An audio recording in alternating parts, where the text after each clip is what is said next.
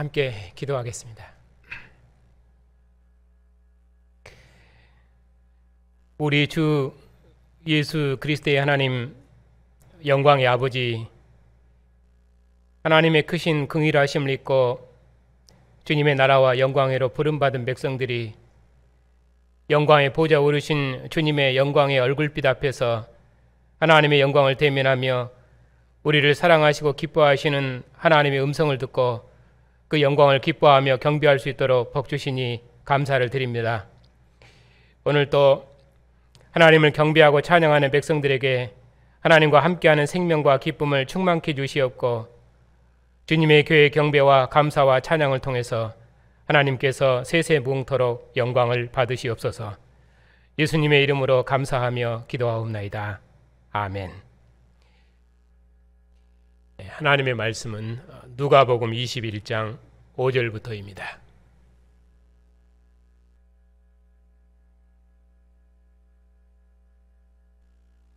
누가복음 21장 5절부터 38절까지입니다.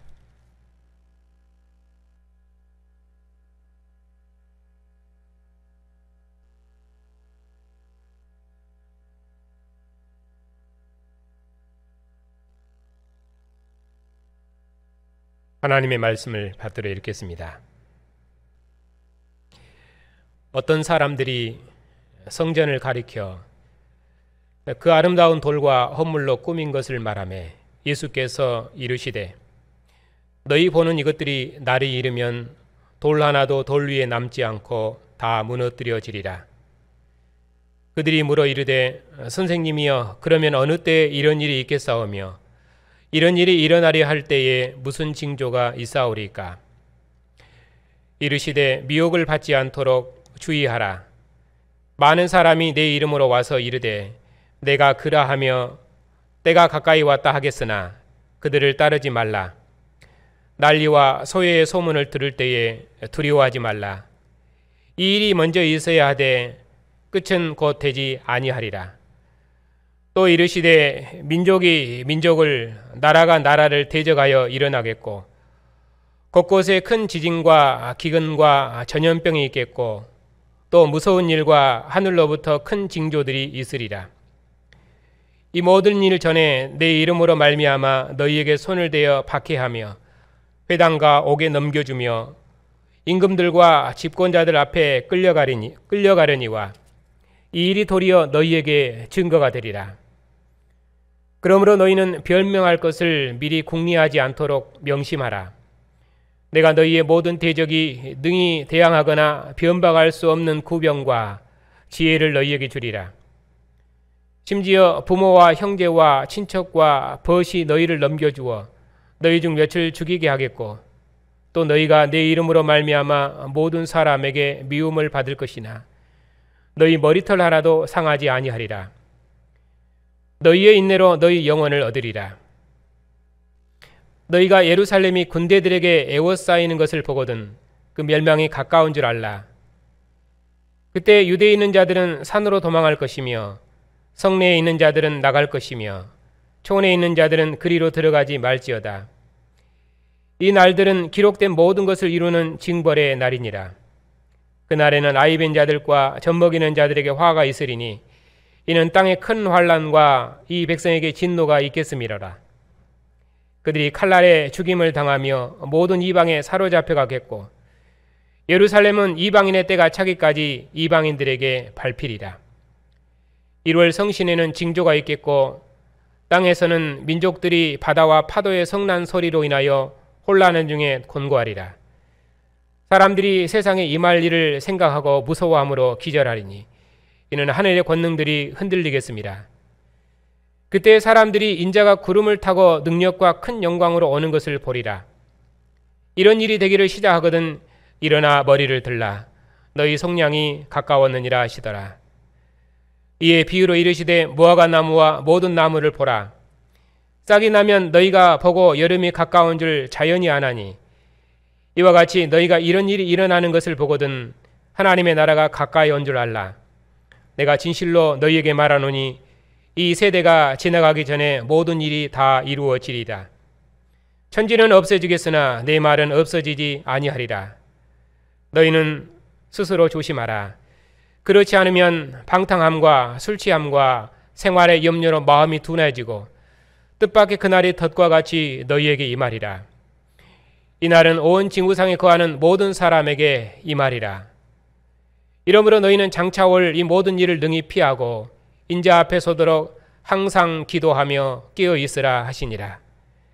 예수께서 낮에는 성전에서 가르치시고 밤에는 나가 감람원이라는 산에서 쉬시니 모든 백성이 그 말씀을 들으려고 이른 아침에 성전에 나아가더라. 아멘. 기도하겠습니다.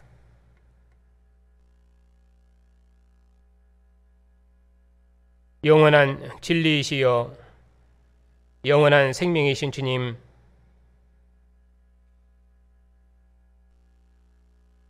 오늘 또 주님의 말씀을 듣기를 기뻐하는 백성들에게 은혜를 베푸셔서 주의 백성들의 눈을 뜨게 하시어 부활하신 주님을 보게 해주시옵고 다시 오실 인자를 소망하며 주님의 나라와 영광을 위해서 의인의 길을 걸어가는 신실한 주의 백성들이 다 되게 해 주시옵소서. 예수님의 이름으로 감사하며 기도하옵나이다. 아멘.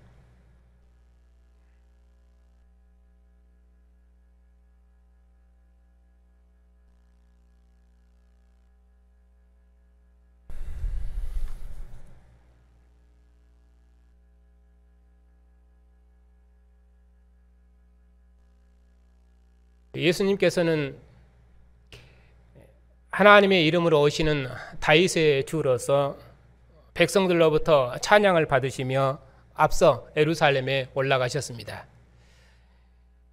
예수님께서 예루살렘에 올라가셔서 날마다 성전에서 가르치셨는데 자기 백성들에게 하나님 나라의 복음을 가르치셨습니다. 그러나 정말의 버리심을 받은 왕의 권위를 인정하지 않는 유대 당국자들은 예수께서 정죄하시고 그리고 따르는 무리들은 새로운 천국의 서기관으로 그들을 임명하셨습니다.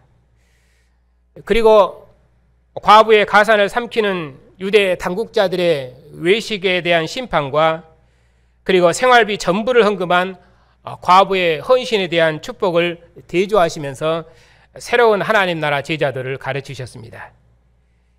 거기까지가 20장입니다. 그리고 21장인데 오늘 말씀 21장인데 여기 20장부터 21장이 결론이 오늘 말씀 20장입니다. 여기서는 예수님께서 성전에서 가르치신 마지막 말씀입니다. 오늘 본문의 도입말을 보면은 어떤 사람들이 예루살렘 성전의 아름다움을 자랑할 때 예수께서 예루살렘의 성전에 대한 멸망을 선포하셨습니다. 그리고 그때가 언제 있으며 어떤 징조가 있겠느냐 하고 때와 징조에 대해서 물었을 때 예수께서 대답하셨습니다. 그 대답하신 내용이 이제 본론에 있는 내용입니다. 이 본론에서는 예루살렘의 멸망에 대한 이야기를 쭉 하시고 그리고 이제 앞과 뒤에서 제자들을 권면하는 내용입니다. 그래서 앞에서는 미혹을 받지 않도록 조심해라. 흔들리지 말아라. 어떤 환난에도 불구하고 굳게 견뎌내라. 그렇게 해서 나를 증거해라. 그리고 가운데서는 예루살렘에 대한 멸망과 그리고 인자가 자기 백성을 구원하러 오실 것을 말씀하시고 그리고 마지막에 또 뒤에서 잠들지 말아라.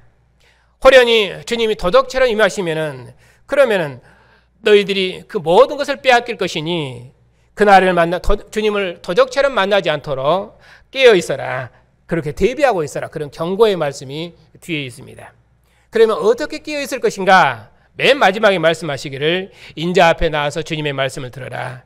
그래서 마지막 결론이 무엇이냐면은 37절과 38절입니다. 어떻게 깨어 있을 것인가? 모든 백성들이 그의 말씀을 들으려고 이른 아침에 성전에 나아가니라. 그래서 주님 말씀을 듣고 깨달음으로 하나님의 백성들로 깨어 있으라. 이렇게 말씀하십니다. 그러니까 본문은 예루살렘의 멸망에 대한 이야기가 흥미진진하게 길게 기록되어 있지만은 실은 강조점은 앞과 뒤에서 예수님께서 그 제자들을 권면하는 내용이 중심 내용입니다. 그러니까 주제는 미혹을 받지 않도록 조심해라. 세상에 취하지 말고 인자 앞에 서도록 항상 깨어 있어라. 어떻게? 날마다 주님의 말씀을 들으면서. 이처럼 예루살렘의 멸망과 세상 끝날은 심판의 날이지만, 그러나 그날은 하나님께서 자기 백성을 보호하시며 구원하시는 인자로 오시는 날이기 때문에 하나님의 진노의 날에도 두려워하지 말고, 거짓된 가르침에 미혹을 받지 말고, 모든 핍박과 고난 중에도 인내로서 믿음을 지켜내며 인자 앞에 서기까지 항상 깨어 기도하고 날마다 성전에서 주님의 말씀 듣기를 기뻐하라. 이런 권면이 오늘 말씀의 중심 내용입니다.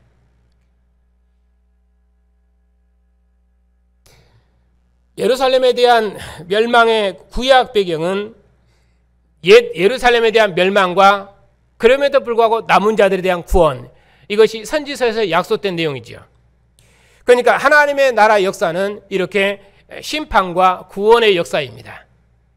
하나님께서는 옛 언약 역사에서 행하신 이 심판과 구원을 새롭게 행하심으로 하나님 나라를 목표에 이르게 하십니다. 그러므로 이전 역사의 심판과 구원은 항상 새로운 역사의 전형이 되었습니다. 그러므로 오늘 말씀도 역사의 마지막 시대를 사는 우리에게 종말의 때를 어떤 삶으로 살아야 될 것인지를 우리에게 교훈하십니다. 오늘도 이 말씀에서 종말의 시대를 사는 여러분에게 하나님의 은혜가 있으시기를 축복합니다. 자, 이제 본문을 보겠습니다. 5절입니다. 어떤 사람들이 성전을 가리켜 그 아름다운 돌과 헌물로 꾸민 것을 말하며 예수께서 이르시되 너희 보는 이것들이 날이 이르면 돌 하나도 돌 위에 남지 않고 다 무너뜨려지리라. 이렇게 예루살렘 성전의 아름다움을 그들이 자랑할 때 예수께서 말씀하시기를 너희들이 보는 이것들이 날이 이르면 돌 하나도 돌 위에 남지 않고 다 무너지리라. 이렇게 예루살렘의 성전에 대한 파멸을 선고하셨습니다. 이스라엘 백성들이 이렇게 예루살렘 성전을 아름답다고 묘사하는 그것은 아마 그것이 이스라엘 구원 역사에서 그들의 중심지였기 때문일 것입니다. 뿐만 아니라 이 예루살렘 성전은 하나님의 영광을 대면하는 교제의 처소이죠. 그런 의미로 그 성전이 아름답다고 말했을 것입니다. 물론 실제적으로 이렇게 그건 역사적인 의미로도 아름답다고 할 수 있겠지만 실제적으로도 그 성전은 아름다웠겠지요. 왜냐하면 솔로몬 성전은 세상의 모든 보화가 몰려들어서 하나님의 전을 지었고 이 헤롯 성전도 헤롯 대왕이 그 긴 세월을 거쳐서 하나님의 성전을 복원했기 때문에 그 성전은 세상의 아름다운 보화들이 가득했을 것입니다. 아마 그런 의미로도 아름다움이 되겠지만은 분명히 그건 역사적인 의미로 아름다움이 더 맞을 것입니다. 왜냐하면은 예루살렘은 하나님의 영광의 처소일 뿐 아니라 하나님을 대면하는 교제의 처소이고 그리고 하나님의 구원 역사의 중심지였기 때문에 그런 의미로 예루살렘의 아름다움을 그렇게 묘사했을 것입니다. 그러면 그 성전을 가리켜서 말하기는 이 아름다운 돌, 이 예루살렘 성전이 얼마나 아름다운가, 얼마나 존귀한가 그렇게 자랑을 했지요. 그런 예루살렘의 존귀함과 아름다움을 예수님이 보시고 그 성전에 대한 파멸을 선고하셨기 때문에 제자들이 깜짝 놀라고 사람들도 깜짝 놀랐지요. 그래서 제자들이 물었습니다. 선생님이 어느 때 이런 일이 있겠사오며 이런 일이 일어날 때 무슨 징조가 있습니까? 그래서 때와 징조에 대해서 지금 여쭙고 있는 것입니다. 예수님께서 말씀하시기를 이런 일이 어느 때 있으며 무슨 징조가 있자고 묻자 미혹을 받지 않도록 주의해라. 미혹을 받지 않도록 주의해라. 많은 사람이 내 이름으로 와서 내가 그라 하며 또 때가 가까이 왔다. 이렇게 난리와 소외의 소문이 들릴 것이다. 그럴지라도 너희는 두려워하지 말아라. 먼저 이 일이 있어야만 되니라. 아직은 끝이 아니니라. 이렇게 말씀하고 있죠. 예수께서는 범죄한 이스라엘이 바벨론에 멸망할 당시의 상황을 배경으로 임박한 예루살렘의 멸망의 징조를 설명하고 있습니다. 이스라엘이 바벨론에 멸망할 당시의 그 상황은 많은 거짓 선지자가 일어나고 그리고 불법이 성행하며 사랑이 식어지고 내분이 일어나며 살해하며 민족들 간의 전쟁으로 많은 재난이 있었습니다. 특별히 옛 예루살렘이 멸망할 때 많은 거짓 선지자가 일어나서 예루살렘은 거룩한 소시여서 결단코 바벨론에 멸망하지 않을 것이니라.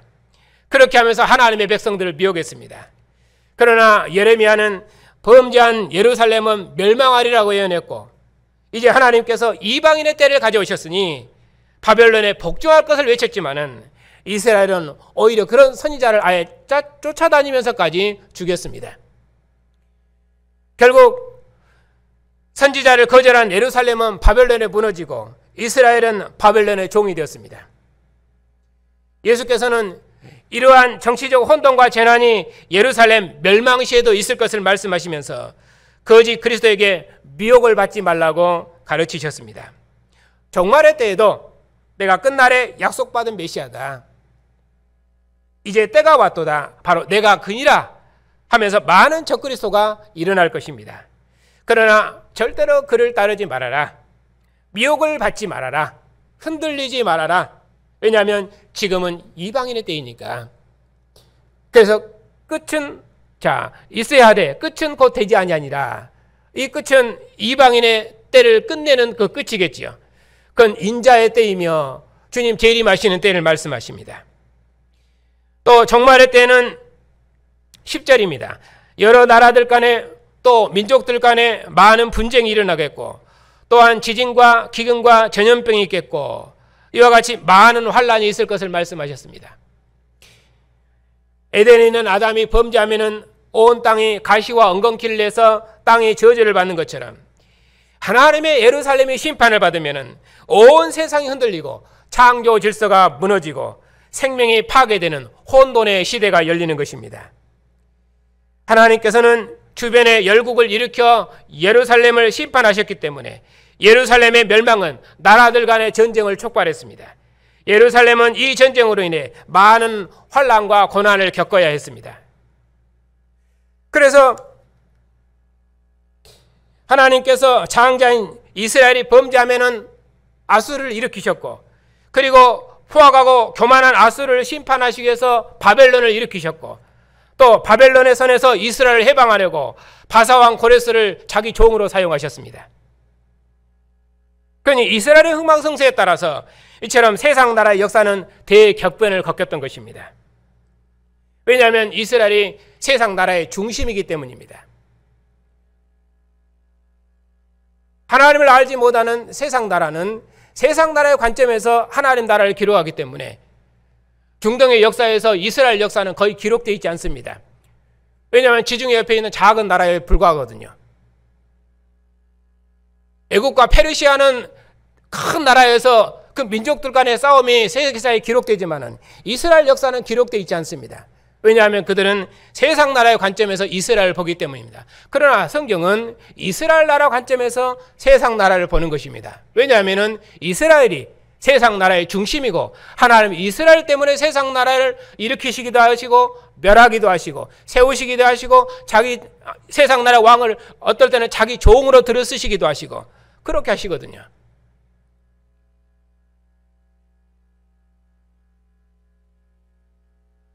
이처럼 종말의 때는 세상이 혼란할 뿐만 아니라 이전에 선지자들이 죽임을 당한 것처럼 주님께서 버리심을 받은 것처럼 제자들도 핍박과 미움을 받을 것입니다. 하지만 핍박을 받을 때 두려워하지 말아라, 놀라지 말라고 말씀하십니다. 오히려 핍박을 받으면 그것이 그리스도에 대한 증거가 아니냐. 그러면서 주님께서 그들의 입을 지키실 것이며 모든 대적을 능히 이길 수 있도록 자기 종들에게 지혜를 주실 것입니다. 또 여러 민족들로부터 핍박을 받고 또 이스라엘로부터 핍박을 받을 뿐 아니라 심지어는 자기 가족들로부터까지 핍박을 받아서 죽음에 넘겨질 것입니다. 이것은 옛 이스라엘이 예루살렘에 멸망할 당시의 상황을 지금 배경으로 끌어오고 있기 때문에 이런 말씀을 하는 것입니다. 이처럼 제자들은 주님의 이름 때문에 모든 사람들로부터 미움을 받게 될 것입니다. 하나님의 선지자들도 거짓 선지자의 핍박 가운데서 하나님의 심판과 구원을 외친 것처럼 제자들도 많은 박해와 고난 중에서도 오직 인자의 심판과 구원의 복음을 증거해야 됩니다. 하지만 제자들은 큰 박해와 핍박 중에도 두려워하거나 놀랄 필요가 없습니다. 왜냐하면 주님께서는 그런 제자들의 머리털 하나도 상하지 않도록 보호하고 지키실 것이기 때문입니다. 이방인의 때 하나님께서 남은 자들과 그의 종들을 바벨론과 이방 땅으로 보내셨을 때 하나님이 사자국과 품을 뿌려서도 그의 종들의 머리카락 하나 상하지 않도록 하나님께서 보호하시고 지키셨습니다. 그처럼 비록 자기 백성들이 고난 중에 있을지라도 박해 중에 있을지라도 하나님께서 그 백성들을 보호하실 것입니다. 그러니 어떤 거짓된 가르침과 그리고 큰 환난 중에도 교회는 흔들림 없이 끝까지 인내로 그들의 믿음을 지켜야 됩니다. 그래서 신실한 증인이 되어야 됩니다. 그렇게 해서 인내로 구원을 이루어내라고 말씀하십니다. 그리고 나서 가운데서는 예루살렘에 대한 멸망과 그리고 그 멸망에도 불구하고 하나님께서 자기 백성을 구원하시려고 인자를 보내시겠다는 내용이죠. 이러한 구원이 확실하다는 것을 무화과 나무 비유로 말씀해 주고 있습니다. 자, 다시 한번 옛 예루살렘의 멸망을 전형으로 인자의 날에 있을 것을 예루살렘의 이스라엘의 멸망을 다시 한번 경고하고 있습니다. 그리고 그 재앙의 날이 얼마나 처참할지를 말씀하셨습니다. 이 날은 긍휼이 없는 진노의 날이 될 것입니다. 왜냐하면 선지자들을 죽인 백성들이 이제 역사의 마지막에 보내신 아들까지 거절하고 죽였기 때문입니다. 예수께서는 정권을 가진 아들로서 하늘 보좌를 상속받은 아들로서 세상에 오셨지만은 이스라엘은 그 아들을 거절했기 때문에 이제 이스라엘은 바벨론 포로 된 그 심판보다 더 큰 심판을 받을 것입니다. 그래서 본문은 말씀하시기를 이 날들은 기록된 모든 것을 이루는 징벌의 날이니라.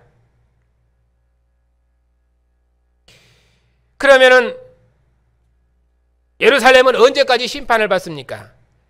24절에 보면은 그들이 칼날에 죽임을 당하며 모든 이방에 사로잡혀 가겠고 예루살렘은 이방인의 때가 차기까지 이방인들에게 밟히리라. 이방인들의 때가 차기까지 이방인들에게 밟히리라. 본문은 이방인의 때가 차기까지 이방인들에게 밟히리라 말씀하시는데 그 이방인의 때는 언제입니까? 그 이방인의 때의 시작은 이스라엘이 아수르와 바벨론에 멸망하고 그리고 하나님께서 이방 나라 왕들을 통해서 역사를 경영하실 그때부터가 이방인의 때이죠.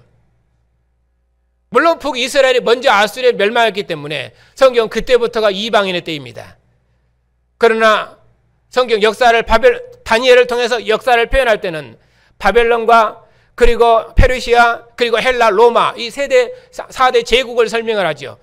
그때부터는 왜 바벨론부터 설명하냐면은 이스라엘은 유다에 있는 유다 왕조 예루살렘의 멸망, 그 예루살렘의 멸망은 바벨론에 의해서 멸망되었거든요.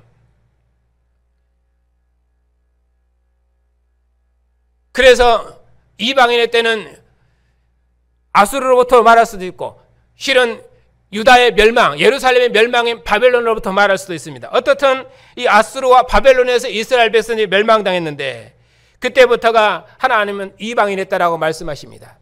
그러니 이전 역사에서는 하나님의 역사를 기록할 때 이스라엘 왕들의 이름과 그리고 유다 왕들의 이름으로 그 역사를 기록했는데 그때부터는 이방인의 때부터는 이방 나라 왕들의 이름으로 그 역사를 기록하죠. 그래서 바벨론 왕 몇 년에, 느부갓네살 왕 몇 년에, 고레스 왕 원년에 이런 방식으로 이방 나라 왕들의 이름으로 하나님의 역사를 기록하는 것입니다. 왜냐하면 그때부터가 이방인의 때이고 하나님께서 이방인을 통해서 역사를 주관하시죠. 그런 의미로 지금도 이방인의 때입니다. 이렇게 이방인이 예루살렘을 상속하고 가나안 땅을 누리고 복을 받을 때가 이방인의 때인데 하나님께서 느부갓네살 임금을 통해서 이방인의 때가 어떻게 진행될 것인가를 예언을 통해서 말씀하셨습니다. 그때부터 하나님께서는 이스라엘을 이방에 통치하려 두시고 다니엘을 통해서 역사를 보여주시고 나라들과 왕들을 친히 다스리셨습니다. 바벨론을 머리로 한 이방 나라의 시대가 끝나고 다윗의 후손왕이 오셔서 때가 찬 하나님의 나라가 도래하면은 이방인의 때는 끝날 것입니다. 그것이 이스라엘 백성들이 고대하고 있는 종말의 때였지요. 그러나 이스라엘의 메시아로 오신 예수께서는 씨 뿌리는 비유를 통해서 하나님 나라의 미래를 보여주셨습니다. 그러니 아들의 오심으로 시작된 이 천국은 주님 다시 오심으로 유대인과 이방인이 하나 된 나라로 완성될 것이다. 그때까지는 이방인의 때이다. 그러니 가라지와 알곡과 가라지가 함께 자라는 것처럼 그렇게 해서 하나님의 나라는 시작되었는데 그러면 유대인들이 생각하기를 그러면은 종말의 때 메시아가 오셨으니까 세상 나라의 끝이 오리라 이렇게 생각을 했는데 예수님께서는 그 하나님의 나라 메시아의 나라가 새로운 종말의 하나님 나라의 시작으로 말씀하시고 이렇게 시작된 나라가 주님 다시 오심으로 완성될 것이다. 그렇게 해서 하나님 나라의 미래를 역사의 미래를 뒤에까지 끌고 가고 있는 것이죠. 그래서 인자의 다시 오심으로 하나님의 나라는 완성될 것을 말씀했습니다. 그런데 이스라엘은 하나님께서 보내신 하나님의 아들을 거절했습니다. 그들은 선지자를 거절하다가 바벨론 70년 포로 되었습니다. 이제 아들을 거절한 이스라엘은 온 세상에 흩어졌습니다. 그리고 이방인의 때가 차기까지 이방인에게 밟힐 것입니다. 이스라엘은 자신들의 약속된 아들의 나라로 들어오지 못하고 나라 밖으로 쫓겨나고 말았습니다. 그렇게 해서 2000년 동안 유리하게 됐지요. 하지만 로마서는 말하기를 하나님의 부르심에는 후회하심이 없다 이렇게 말씀하십니다. 하나님께서는 아브라함의 언약을 기억하셔서 이방인들이 아들의 나라로 들어오는 것처럼 이스라엘도 결국 아들의 나라로 들어올 것입니다. 유대인과 이방인의 충만한 수가 교회로 들어와서 하나님의 나라를 완성할 것입니다. 이것이 교회가 바라보는 하나님 나라의 종말에 대한 미래입니다.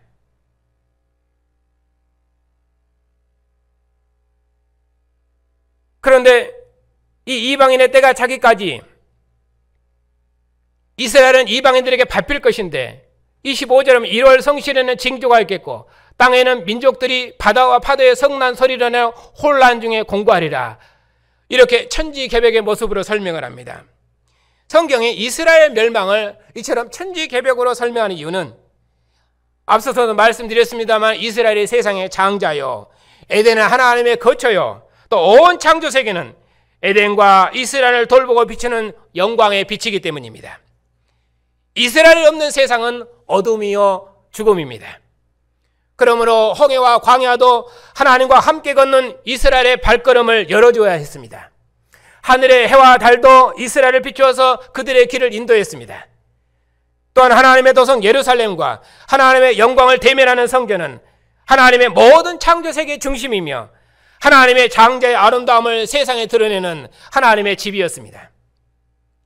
그러니 하나님의 장자인 이스라엘의 멸망은 우주의 흔들림이며 온 창조 세계를 심판하는 것처럼 세상은 격동하고 창조 세계는 탄식하고 권고했던 것입니다.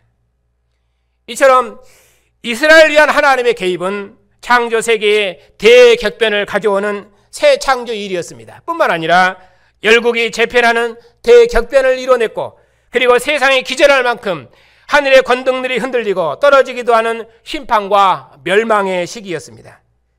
그래서 열국의 흥망성쇠 또한 이스라엘 때문에 결정됐던 것입니다. 그러니 성경은 이스라엘 멸망을 이처럼 천지개벽과 같은 사건으로 언급하는 것입니다.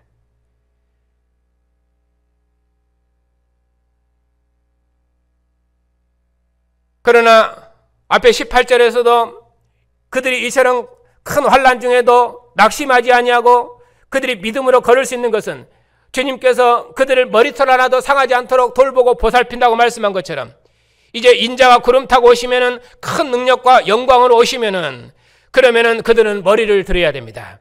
왜? 그들의 구원 속량이 가까웠기 때문에. 왜냐하면 인자의 오심은 범죄한 옛 세상은 심판하겠지만은 그러나 자기 백성을 구원하러 오시기 때문입니다. 그러니 자기 백성을 구원하러 오시는 인자를 의지하고 일어나 머리를 들라고 오히려 그들을 위로하고 계십니다. 그날은 그들의 죄를 속량하는 날이기 때문에 머리를 들고 인자의 오심을 기쁨으로 맞이하라고 권면하십니다. 자, 그러면은 이 일이 과연 이루어질 것인가? 주님께서 다시 한번 비유로 이 일이 확실히 이루어질 것을 말씀하십니다. 무화과 나무에 싹이 나면 여름이 가까운 줄 아는 것처럼 이런 일이 있으면은 하나님의 나라가 가까이 온 줄 알아라. 그리고 인자 앞에 서도록 준비해라. 이 일은 이 세대가 지나기 전에 이 모든 일이 반드시 이루어지리라. 천지는 없어져도 내 말은 없어지지 아니하리라. 그러니 반드시 일은 속히 이루어지리라 그런 말이죠. 하나님께서는 범죄한 자기 백성은 심판하시고 의로운 남은 자들을 구원하시는 생명의 주님으로서 분명한 자기 뜻을 자기 백성에게 보여주시면서 자신의 말을 조심해서 들으라고 경고하십니다.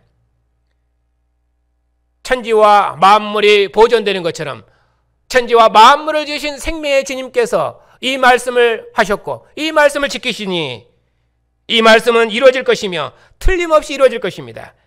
왜냐하면 아버지의 정권을 가진 권위는 아들로서 그가 말씀하시기 때문입니다. 이제 곧 주님께서 이방인의 손에 넘겨져 죽으실 것입니다. 불법자의 동리로 여기심을 받았나이지 않은 것처럼 그는 죄인의 손에 넘겨 죽을 것입니다. 이제는 어둠이 자기 권세를 드러낼 때입니다. 이제 제자들은 하나님의 나라가 이루어지기까지 다시는 주님과 함께 먹지 못할 것입니다. 주님께서 마지막 유월절을 잡수시면서 자신이 쏟아붓는 피가 제자들을 하늘 성소로 인도할 것을 말씀하셨습니다. 그러므로 이제 제자들은 스스로 조심해야 됩니다. 인자 앞에 서도록 항상 깨어 기도하며 있어야 됩니다. 깨어있지 않고 방탕하고 술 취하고 생활의 염려로 마음이 둔하해질 때 만일에 주님의 날이 덕과 같이 임한다면 그 심판을 견딜 수 없을 것입니다. 그러므로 제자들은 깨어서 인자의 오심을 예비해야 됩니다. 이스라엘이 멸망한 것은 선지자의 음성을 듣지 않았기 때문입니다. 그러므로 교회는 끝까지 가르치시는 주님의 음성 듣기를 기뻐해야 됩니다. 그리하여 우리의 믿음을 더욱 확고히 해야 됩니다. 누가복음도 데오빌로 각하에게 이 말씀을 기록한 것은 데오빌로 각하로 하여금 그 믿음을 더욱 확고히 하도록 하기 위해서 거듭거듭 반복해서 가르쳤던 것이죠. 그처럼 이제 주님께서도 그의 말씀을 들으려고 그에게로 나온 모든 백성들에게 이 말씀으로 그들을 가르치고 계십니다. 누가복음의 제자도는 신명기가 배경이라고 말씀을 드렸습니다. 신명기는 가나안 땅을 어떻게 하나님의 나라로 경영할 것인가 하는 일상적인 내용으로 언약을 설명합니다.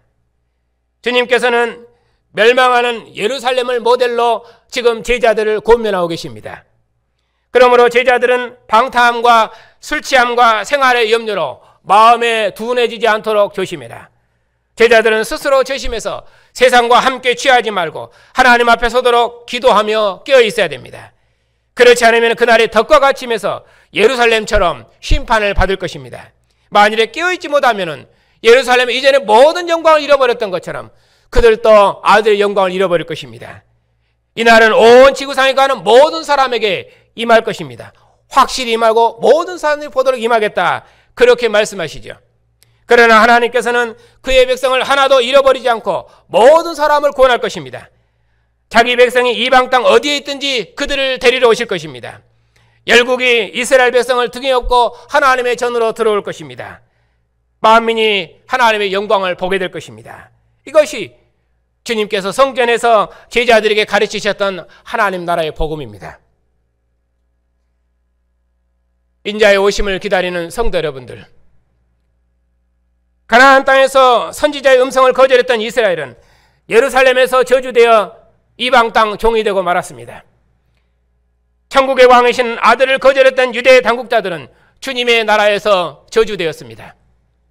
그러나 우리는 죽음을 이기시고 부활하신 아들의 나라를 유업으로 상속받았습니다.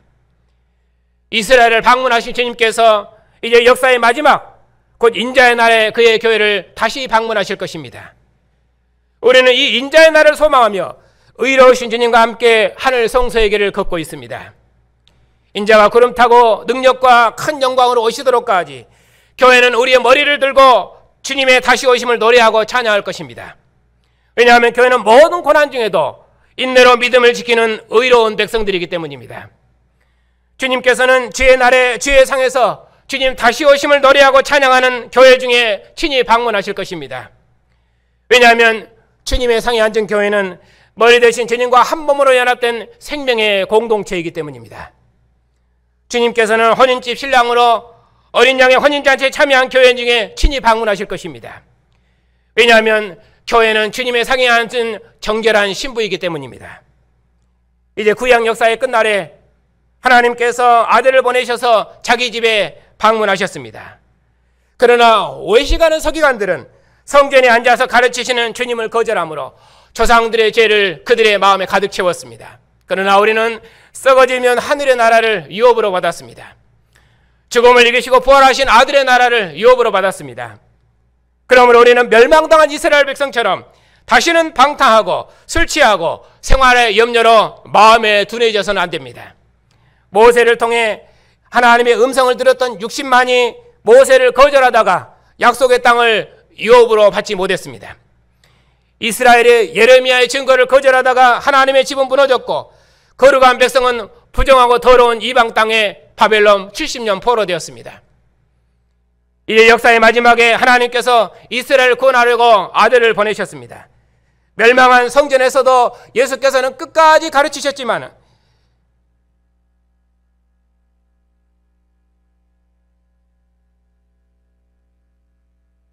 그들은 그들의 왕을 십자가에 죽였습니다.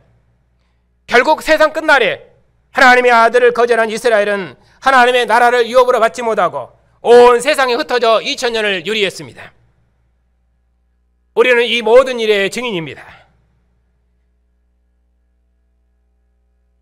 우리처럼 역사의 마지막 시대를 살고 또 우리처럼 많은 경고와 증거를 가진 백성이 역사에 없습니다. 더구나 우리는 교회사에 없는 복음의 진리를 가지고 있습니다. 그러므로 날마다 이 복음을 듣고 배우는 일에 진력하고 이 복음으로 천하 만민이 하나 되고 이 복음을 천하 만민에게 증거하고 가르쳐서 예루살렘으로부터 시작된 복음이 모든 척소에게 전파되도록까지 힘쓰는 것이 깨어 기도하는 것이며 오시는 주님을 예비하는 것입니다. 만일에 우리가 이 많은 증거를 가지고도 멸망당한 이스라엘처럼 오시는 주님의 나라를 봉사하지 못하고 깨어있지 못하고 인자의 오심을 기다리지 못하고 이 세상 일로 바쁘면 그것이 방탕한 삶이고 술 취한 삶입니다. 이 영광의 나라에서 복음을 배우는 일에 힘쓰지 못하고 잠들어 버리면 오시는 주님의 나라에서 우리의 자리는 없을 것입니다. 복음은 구원의 복음일 뿐만 아니라 동시에 심판의 복음입니다. 하나님의 구원은 죽음은 저 좋은 천당에 간다는 구원이 아니라 하나님 나라 백성으로 사는 구원입니다. 우리가 유업으로 상속받은 나라는 조상들이 소망했던 나라요 아들이 통치하는 나라입니다. 그러므로 아들의 나라와 영광을 위해서 우리의 모든 삶을 예비하는 것이 우리의 구원입니다. 주님께서 낙심해서 내려가는 제자들에게 찾아오셔서 끝까지 가르치셔서 성경을 깨닫게 하셨던 것처럼 모든 백성이 아들의 말씀을 들으려고 성전에 나아갔던 것처럼 우리도 이 말씀을 듣고 배워서 만민을 주님의 백성으로 구원하는 선지자 백성으로 구원을 받았습니다. 그러니 예루살렘을 방문하신 예수께서 부활하신 아들의 영으로 그의 교회를 증인 삼으셨습니다. 지금도 부활하신 아들의 영으로 교회와 영원토록 함께 하십니다. 모든 고난과 환난으로부터 머리털 하나 상하지 않도록 교회를 보호하고 지키실 것입니다. 주님께서 영광 중에 자기 백성을 데리러 오실 것이며 마음 백성을 불러 모으실 것입니다. 바벨론 포로 중에 있는 이스라엘을 돌이키신 것처럼 흩어진 유대인을 믿음으로 다시 돌이키시어 우리와 함께 부활하신 아들의 나라에 참여케 하심으로 조상들의 언약을 완성하실 것입니다. 하나님의 백성은 하나도 잃어버린 바 되지 아니하고 머리를 들고 주님의 영광의 얼굴을 친히 대면하는 구원을 누리게 될 것입니다. 그러므로 이 마지막 시대에 항상 믿음으로 깨어 세상 백성처럼 먹고 마심으로 만족하지 말고 그 어느 길을 걸을지라도 결단코 낙심하지 말고 이 마지막 시대에 주님 다시 오심을 소망하며 더욱 경건에 힘쓰십시다. 멸망할 성전을 향해서도 끝까지 가르치셨고 낙심에 내려가는 제자들을 찾아오셔서 끝까지 가르치셨던 주님께서 지금도 주님의 말씀으로 교회를 가르치시니 항상 지혜전에서 주님의 말씀 듣기를 기뻐하며 하나님의 구원을 찬양하며 항상 깨어 인자의 오심을 기다리는 신실한 의인들이 다 되십시다. 그리하여 어느 주님의 나라에서 주님의 나라와 영광을 상속받는 복된 증인들이 다 되시기를 축복합니다. 은혜와 긍휼과 사랑이 풍성하신 아버지 하나님, 긍휼에 풍성하신 하나님께서 세상 끝날에 사랑하시는 온전한 사랑을 드러내셔서 이스라엘의 구주로 아들을 보내시고 아들을 죽은 자 가운데 살리시고 하늘 보좌에 취임시키시고 이제는 하늘에 속한 영광의 나라를 설립하시고 그 영광의 나라로 우리를 부르셔서 그 나라와 영광을 봉사할 수 있도록 우리를 나라와 제사장으로 복주셨으니 감사를 드립니다. 이제는 살아계신 하나님을 아버지라 부르며 주님 품 안에서 주님의 얼굴을 대면하게 하시며 주님의 피와 주님의 살을 마시게 하셔서 한 영 한 몸으로 한 생명으로 살 수 있도록 생명의 복을 우리에게 주셨으니 참으로 감사를 드립니다. 이제는 우리에게 주신 언약의 자손들과 우리를 주님의 몸과 지체로 삼으셔서 주님처럼 말씀하고 주님의 손으로 수고한 것처럼 수고하여 머물려신 주님의 나라와 영광을 증거토록 하시고 세상을 구원하는 기관으로 부르셔서 주님의 증인으로 복주셨으니 감사를 드립니다. 우리처럼 영광을 받은 백성이 없사옵고 우리처럼 은혜를 입은 백성이 없사옵고 우리처럼 권능을 입은 백성이 세상에 없사오니 아버지 하나님, 오늘 또 주의 백성들을 사랑하셔서 우리에게 주신 생명의 양식을 주님의 상에서 주님의 피와 주님의 살로 하나된 믿음의 형제와 한 상에서 먹고 마실 수 있도록 복주시고 이 생명의 양식으로 우리의 형제를 머물신 주님의 사랑으로 부영할 수 있도록 하나된 공동체로 주의 교회를 복주시니 감사를 드립니다. 우리가 이 믿음으로 항상 깨어 살아서 우리가 주님의 몸과 지체임을 기억하여 우리를 돌보신 분이 우리를 사랑해서 피 흘리신 주님이시며 몸을 주신 주님이심을 기억하고 우리들이 세상을 두려워하지 말고 주님께서 허락하신 생명과 사랑의 능력을 따라서 하나님께서 허락하신 생명의 선물로 주님의 교회를 봉사하고 세상의 구원을 위해서 봉사하는 능력 있는 백성으로 살 수 있도록 우리의 믿음을 날마다 새롭게 주시옵소서.